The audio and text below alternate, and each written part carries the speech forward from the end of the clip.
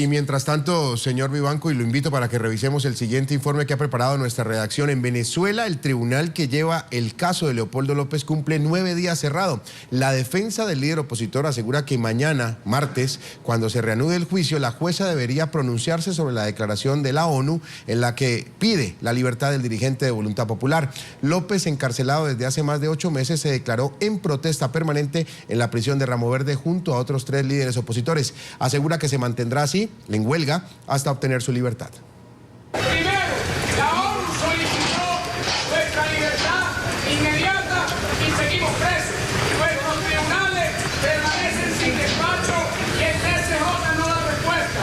Tercero, se mantienen las violaciones a nuestros derechos humanos.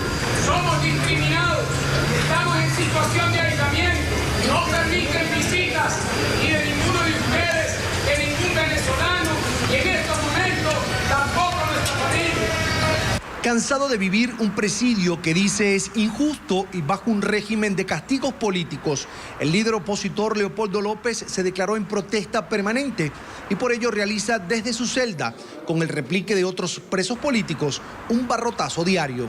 Somos sometidos a tratos degradantes y tortura, al punto que nuestro hermano, en su escalado, le han violado su derecho a la salud y han puesto en riesgo la integridad de su propia vida.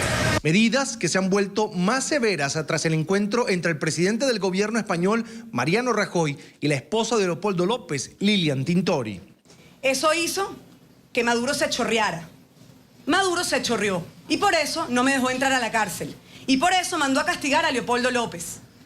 Hoy, ni Enzo Escarano, ni Salvador Luqueze, ni Leopoldo López, ni Daniel Ceballos pueden recibir visitas ni siquiera de sus hijos. Para este martes, 28 de octubre, está prevista la continuación del juicio penal contra López. Sería impresionante ir al Palacio de Justicia y que el despacho siga cerrado. O sea, la justicia está cerrada en Venezuela. La verdad está cerrada. La ley está cerrada. No hay Estado de Derecho. Para que sepan, hace 15 días no hay Estado de Derecho. Porque eso que le hacen a Leopoldo se lo hacen a millones de presos y a millones de familias en el Palacio de Justicia, para que sepan. Nosotros lo hemos vivido. En estos hechos hemos vivido esas colas. No hay Estado de Derecho. Vamos a ver si mañana abre el despacho y esperamos la liberación de Leopoldo López. Su partido espera que sea liberado en atención a la recomendación de la ONU. Si el Papa, Barack Obama, Naciones Unidas o el Alto Comisionado de Derechos Humanos exigen la liberación inmediata de Leopoldo López, es que Leopoldo López, el responsable nacional de Voluntad Popular, tal como lo han dicho los estudios de opinión, de cada 10 venezolanos, 8 dicen que Leopoldo es inocente y debe estar libre en las calles. A propósito de la reelección de Dilma Rousseff para un segundo periodo al frente de la presidencia de Brasil, la esposa de Leopoldo López pidió a la mandataria mirar con detenimiento las irregularidades que comete el gobierno venezolano. Quiero felicitar a la presidenta Dilma Rousseff por el logro de sus elecciones. Y desde aquí, un pronunciamiento le pido a ella, siendo mujer, siendo líder, le pido que asuma el liderazgo de la región y que pida la libertad de los presos políticos. La familia y compañeros de partido de Leopoldo López iniciaron una campaña a través de las redes sociales con la etiqueta #ONU Libertad Presos Políticos. 2 semanas tiene sin despacho el juzgado 28 de juicio de Caracas, el mismo tribunal que este martes deberá decidir si acoge o no la recomendación que hiciera la ONU al Estado venezolano para que libere a Leopoldo López. En Caracas, soy Carlos Eduardo Sánchez para NTN 24. Señor José Miguel Vivanco, director para las Américas de Human Rights Watch. Usted lo acaba de escuchar, los televidentes que nos acompañan a esta hora también, la propia voz de Leopoldo López pidiendo y denunciando tratos humillantes y torturas en la cárcel de Ramo Verde. La propia esposa de Leopoldo López, Lilian Tintori, también señalando que si mañana se abre, habría una, también, valga la redundancia, una posibilidad de tener la libertad de Leopoldo López. El juzgado lleva cerrado 9 días. ¿Qué puede pasar mañana si el juzgado no da vía libre atendiendo esa petición, esa solicitud de la ONU? Jesús, este es un caso eminentemente político. No hay pruebas contra Leopoldo López, salvo unos informes periciales de unos policías que hacen unas interpretaciones de sus discursos y le atribuyen la capacidad sobre la base de mensajes subliminales, escúchese bien, subliminales, al repetir la expresión recuperar la democracia, entre otros argumentos, el que él estaba intentando promover un golpe de Estado. Esto es propio de un tribunal de la Inquisición española de hace 400, 500 años. Se olvida e ignora todos los progresos, todas las garantías elementales de un debido proceso justo. Leopoldo López es rehén de Maduro y es un caso que refleja una arbitrariedad total. Creo que poco se puede esperar de una jueza como la que lleva al caso de Leopoldo López, que es provisoria, es provisional. Ella no tiene garantías en sus funciones, es decir, no tiene inamovilidad en el cargo. Puede ser destituida en menos de 24 horas por una instrucción de la Suprema Corte que es absolutamente abanderada del régimen, que ha dicho y lo ha sostenido en fallos, la propia Suprema Corte, que su misión no es defender la separación de poderes, sino promover el socialismo bolivariano.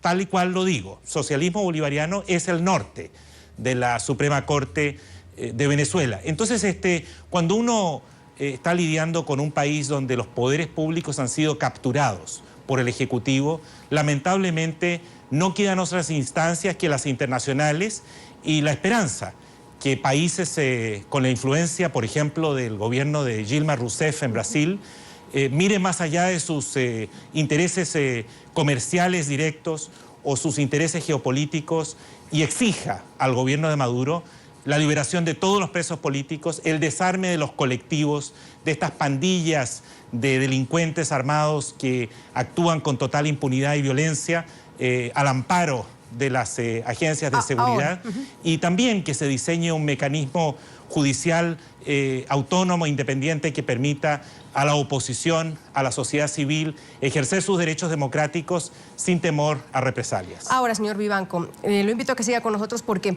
sí, además de las garantías fundamentales en Venezuela, el proceso de paz entre el gobierno colombiano y el grupo terrorista de las FARC es también tema de análisis en este periodo de audiencias que inició la Comisión Interamericana de Derechos Humanos.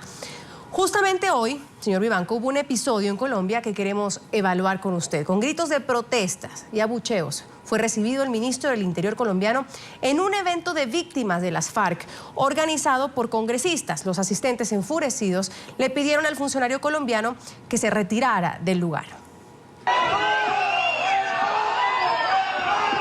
El evento Colombia abraza a las víctimas se convirtió en el escenario de abucheos contra el ministro del Interior de Colombia, Juan Fernando Cristo.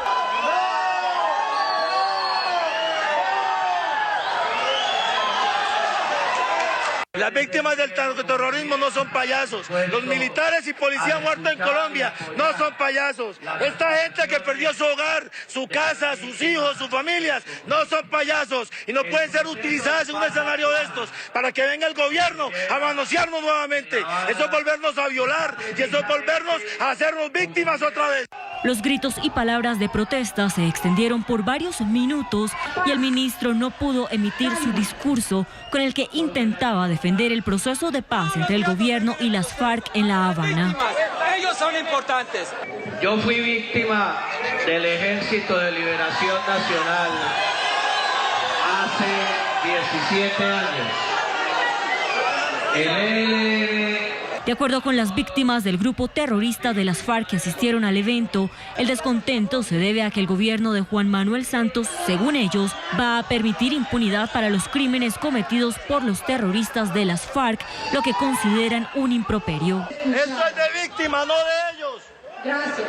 Ellos no son víctimas. Las víctimas de la FARC están aquí por desesperación y venga a decir que son los protagonistas cuando estamos de último acá. Por eso todo es una mentira. Él es el que está saboteando el foro. Tras los incómodos momentos, el ministro del Interior, quien salió por la puerta de atrás del auditorio, adjudicó el hecho a lo que llamó saboteadores de oficio. Señor Vivanco, el fin de este evento se supone era intentar conciliar posiciones entre víctimas, victimarios, gobierno nacional. Como están las cosas hoy por hoy, al ver sobre todo desfilar a esas cabecillas de las FARC en La Habana, muchos dicen que es el momento más duro de este proceso de paz, sobre todo para las víctimas directas de estos personajes, cuando tienen que ver a sus victimarios llegar allá a La Habana. Lo cataloga así, quizás el momento más difícil, más álgido del proceso de paz, sobre todo cuando vemos estas imágenes. Andrea, creo que el proceso está enfrentando una crisis importante, no es menor, pero probablemente esta crisis se va a extender por algún tiempo. Y esto va a continuar porque no hay claridad aún respecto del compromiso por parte del actual gobierno de Colombia, del presidente Juan Manuel Santos, de hacer justicia y castigar ejemplarmente a aquellos que hayan cometido crímenes atroces. No solo la FARC, sino también paramilitares y militares colombianos. Yo creo que con las víctimas tanto de la FARC como de militares y paramilitares no se puede jugar. Son personas que han sufrido en carne propia hechos atroces o que han sufrido la pérdida de un familiar. A ellos hay que tratarlos con respeto, con dignidad, respetarles su dignidad, pero no solo eso, sino también creo que son adultos y están perfectamente conscientes de sus derechos y de su derecho a exigir no solo verdad, sino también justicia. El concepto de justicia transicional que el gobierno ha utilizado para intentar apaciguar estas demandas de justicia es un concepto que esconde impunidad, porque en los hechos todos sabemos que tratándose del cumplimiento de condenas, es decir, la privación de la libertad por parte de aquellos que hayan cometido crímenes de lesa humanidad o crímenes de guerra, la oferta que el gobierno les ha hecho a la FARC y también a agentes del Estado y paramilitares ha sido de impunidad, es decir, de procesarles, investigarlos, pero a la hora de la hora, es decir, a la hora de imponerles una condena, una privación de la libertad, buscar maneras para que eso no se dé. El propio fiscal general, Eduardo Montealegre, ha reiterado esa posición en múltiples declaraciones públicas, sosteniendo que servicios comunitarios podrían satisfacer la obligación de cumplir una condena, es decir, buscando maneras de evitar que aquellos responsables de crímenes atroces vayan a cumplir una condena de privación de la libertad. Hace poco, el día de ayer justamente, el periódico El Tiempo publicó una entrevista muy importante con el fiscal Eduardo Montealegre, donde él reconoció que la fiscal de la Corte Penal Internacional le advirtió que si no había privación de la libertad, es decir, condenas efectivas para aquellos responsables de crímenes contra la humanidad, crímenes de guerra, sean de la FARC, paramilitares o militares, eso implicaría una violación de las obligaciones jurídicas colombianas frente a la Corte Penal Internacional y obligaría a este tribunal a iniciar una investigación al respecto. Muy bien, le agradecemos a José Miguel Vivanco, director para las Américas de Human Rights Watch, por habernos acompañado aquí en el informativo de NTN 24. Una buena noche para usted en Washington. Muy buenas noches, muchísimas gracias.